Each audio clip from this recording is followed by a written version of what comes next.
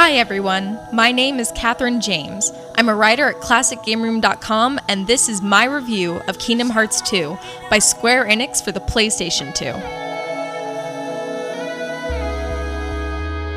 The Kingdom Hearts franchise is an action RPG in the style of Zelda Ocarina of Time, where you get to hack your way through Disney-inspired worlds as Sora, who is joined by Donald Duck and Goofy on a quest to find King Mickey and Sora's friends.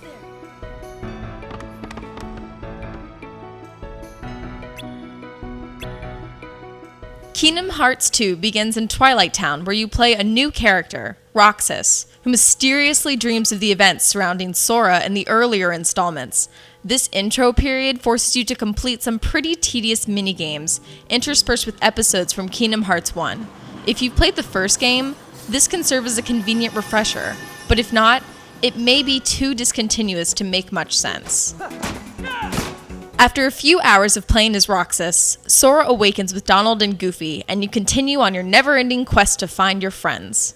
Home base this time around is Hollow Bastion, which is under new management by Squall and the other borrowed Final Fantasy cast. From there, you resume explorations of various Disney-centric worlds, both old and new.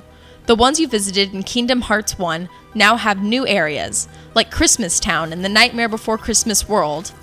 Some of the new destinations, like those inspired by TRON and Steamboat Willie, are excellent additions to the map.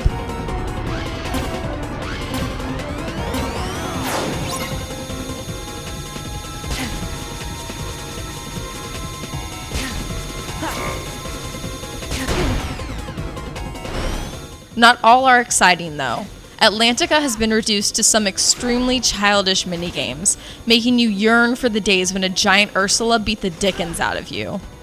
Speaking of boss fights, few in Kingdom Hearts 2 are truly challenging. Even with 3 difficulty levels available, it isn't hard to keep yourself at a high enough level to avoid an early grave. Though there is a better variety of general enemies in 2, few boss fights are as memorable as the ones in Kingdom Hearts 1. This may not sound too terrible, but let me point out that an exceptionally large portion of this game is grinding. The story is very unbalanced. For about the first third of the game, you get a bit of story every now and then to keep you moving, but then you must cross a vast narrative desert before being drowned in a monsoon of plot points near the end. A more evenly spaced story would have made the game much more enjoyable overall.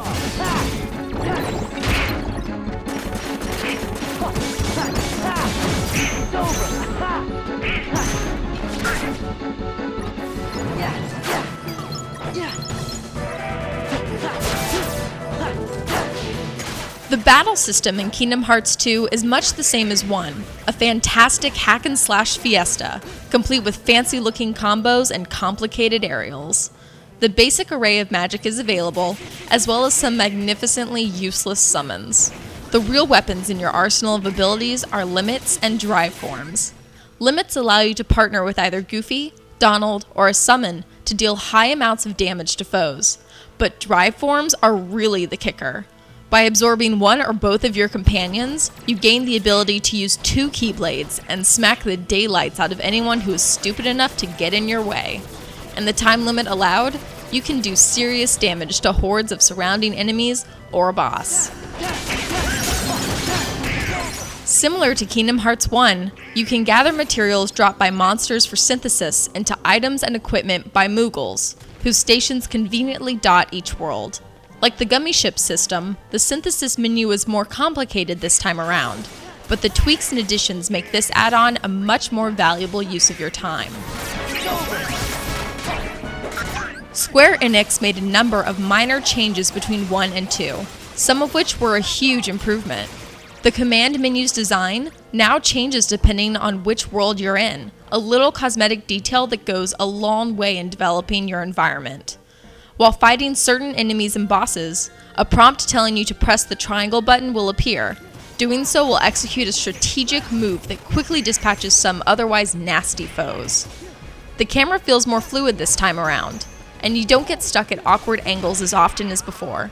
And maybe it's because Sora and his friends have grown from squeaky-voiced kids to hormonal teenagers, the cast wardrobe is considerably trendier, kind of a cross between Tokyo youth chic and, in Sora's case, Hot Topic. His outfit also changes to suit different worlds and during his drive forms. Overall, Kingdom Hearts 2 doesn't quite live up to its predecessor's success. This game may feature greater depth and detail with more intriguing gameplay, but the uneven story layout and laughably easy enemies leave you toiling through an extensive and unchallenging grind just to get to the end. If you played the first game, it's worth going through the pains of this one to find out who the mysterious robed man is, what Mickey is doing outside his kingdom, and if Sora will ever find his way home. Just set the game to proud mode and plow through the midway grind. And that's Kingdom Hearts 2. I don't understand. Why are you here? We came to give you the password. Why didn't you just transmit the data? Transmit?